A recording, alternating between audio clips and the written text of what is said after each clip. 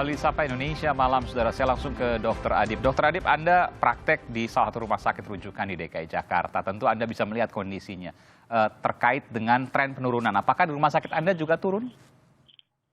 Ya, artinya untuk kasus baru, Mas Aiman. Iya, betul. Jadi kasus saat ini di perawatan, saya kira kebetulan saya di salah satu rumah sakit rujukan milik Pemda DKI, ya kasusnya untuk perawatan masih banyak ya.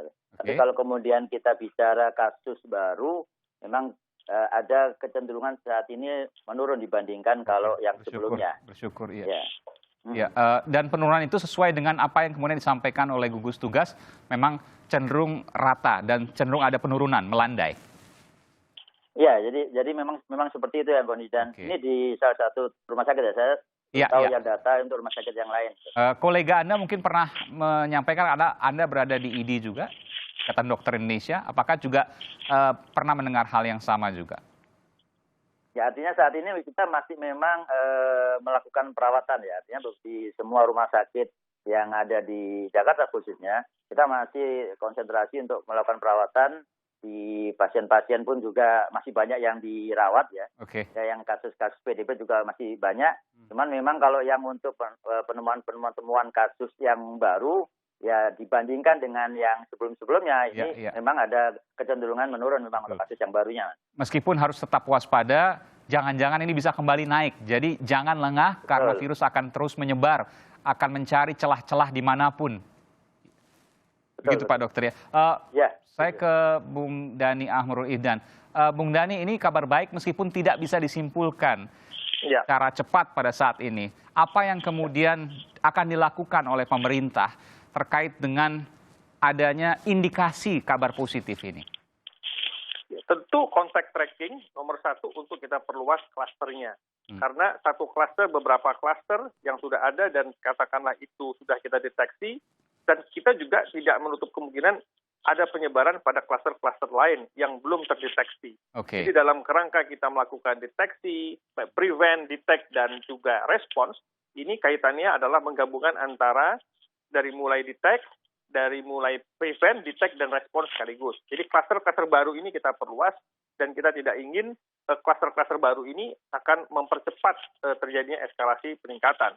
Yang kedua tentu, sebagaimana komitmen Bapak Presiden, bahwa PCR, pengadaan PCR sudah ada, sudah masuk, regennya juga ada sebagian. Dan sudah dilakukan? Masuk, sehingga kita akan memperluas pemeriksaan PCR itu dengan beberapa pasien-pasien ODP maupun PDP yang ada. Nah, langkah-langkah itu memang harus dilakukan secara simultan, sekaligus dengan langkah yang cepat dan pembagian klaster yang cukup taktis. Dan saya meyakini teman-teman di gugus tugas sudah berpikir dengan detail dan juga sudah melakukan tracking dan melakukan mitigasi risiko yang diperlukan sehingga angka ini betul-betul landai dan menurun pada waktu yang relatif tidak terlalu lama. Saya menggarisbawahi ada PCR test atau swab test yang Anda katakan tadi yang kemudian mulai disebarkan secara luas. Tentu ini punya risiko mendeteksi secara detail kasus-kasus baru. Sudah berapa banyak per hari yang dilakukan? Ya, kalau mengenai angka kan juga sudah diumumkan oleh Pak Ahmad Yuryanto, angka-angka yang dilakukan itu setiap hari ya. Nanti coba bisa dicek di gugus tugas, sudah ada online. Rata-rata yang dilakukan setiap hari di seluruh Indonesia, PCR test itu? PCR test banyak, Pak. Banyak, karena setiap hari terus dilakukan ya? Ada 48 laboratorium tambahan dari 18 yang ada, sekarang sudah ada 48 jumlah laboratoriumnya. Nah, tapi yang harus kita antisipasi adalah satu, jumlah reagen. Jumlah reagen ini karena ini impor, tentu kita harus bisa mengatur sehingga jangan sampai ketika ini diperlukan reagennya nggak ada. Jadi implementasi kepada pengadaan reagen, perencanaan pengadaan reagen juga harus bisa dilakukan dengan cermat sehingga tidak boleh ada kelangkaan reagen untuk suplemen dari alat PCR. Itu harus kita waspada. Yang kedua adalah bagaimana kita bisa melakukan pembukaan klaster baru sehingga begitu pasien itu bergejala, kita langsung melakukan rapid test, dan kalau rapid testnya positif, jangan tunggu waktu lagi. Kalau PCR-nya ada, regennya ada, begitu rapid testnya menunjukkan positif, tentu kita harus langsung kepada PCR. swab test atau PCR. Ya. Nah, itulah gunanya PCR ini perbanyak untuk tidak menimbulkan lead time, ya, waktu tunggu yang lama dari keputusan atau hasil positif rapid test tidak boleh menunggu terlalu lama untuk dilakukan PCR. Ini untuk memutus mata rantai penyebaran COVID-19 itu sendiri. Ya, baik. Terakhir Pak Dr. Adip, ini kan yang dikhawatirkan. Kita tahu bahwa Indonesia adalah negara keempat terbesar di dunia dari sisi penduduk. Saya ingin bertanya terkait dengan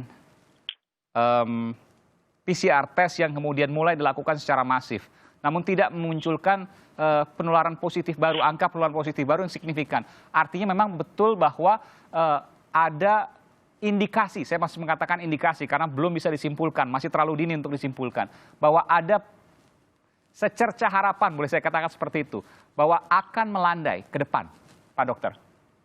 Ya, jadi evaluasinya mungkin menyeluruh, Mas. Jadi kita memang di Indonesia ini kan berbeda dengan negara-negara lain. Artinya kita tidak bisa analisa yang kita buat sama seperti pada saat Singapura atau Malaysia ataupun bahkan China sendiri menganalisa, karena kita negara kepulauan dengan ada permasalahan geografis yang juga tentunya berbeda karakter yang di dalam melakukan analisa itu. Nah, ini yang kita harus antisipasi sekarang pada saat bicara sekarang di epicentrum katakanlah di Jakarta. Ya, kemudian yang melandai. Belum tentu di daerah lain melandai karena dengan percepatan-percepatan yang dilakukan pada saat itu rapid test masif ya, maka tentunya bukan tidak mungkin di daerah-daerah nanti akan terfasilitasi untuk kemudian mendapatkan data, termasuk kemudian penemuan kasus baru, case finding, sehingga angka itu mungkin akan bisa lebih banyak juga di daerah-daerah gitu loh. Nah, ini yang kemudian pada saat kita bicara 260 kasus baru, maka ini terkonsentrasi di mana kasus baru ini? Karena bukan tidak mungkin ini ada daerah-daerah yang selama ini tidak terfasilitasi dan sekarang sudah terfasilitasi dengan PCR test ini, maka kemudian kita bisa temukan kasus-kasus baru di daerah-daerah tersebut gitu. Baik, jadi tidak ada kata lain sosialisasi terkait pengetatan PSBB, patuh, disiplin terhadap apa yang tidak boleh, apa yang boleh menjadi perhatian utama supaya di Jakarta yang sudah mulai melandai dan juga di luar Jakarta bisa terus melandai dan kemudian turun, Pak Dokter. Ya betul, jadi itu tetap menjadi kita harapkan bisa menjadi habit atau kultur yang bukan tidak mungkin ini tidak selesai walaupun peaknya kasusnya turun ya, tidak tetap berarti harus dilakukan juga. Aturan. Ya, karena di negara-negara lain pun pada saat itu agak kendor, itu kemudian akhirnya muncul kasus-kasus baru dan naik lagi. Jadi di Indonesia ya. Iya, tentu kita tidak mengharapkan itu. Oleh karenanya PSBB ini meskipun nanti akan ada pelonggaran sedikit, tapi tetap perilakunya menjadi tetap dijaga. Physical distancing, kemudian jaga jarak dan lain sebagainya. Terima kasih Dr. Adip Humaydi, terima kasih, Wakil Ketua ID dan juga Bung Dhani Ahmrul Ihdan dari Kantor Staf Presiden.